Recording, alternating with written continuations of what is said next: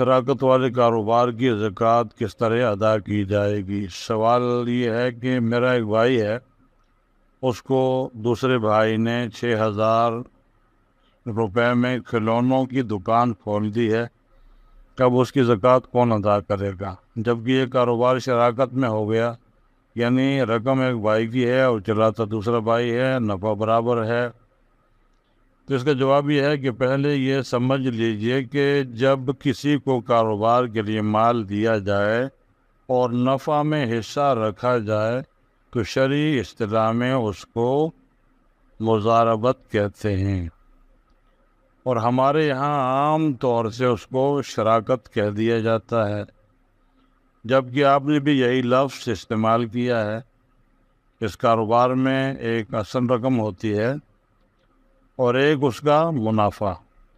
اصل رقم کی زکوٰۃ اس کے اصل مالک کے ذمہ ہے، اور اس کے ذمہ منافع کے اس حصے کی زکوٰۃ بھی واجب ہے جو اسے ملے گا۔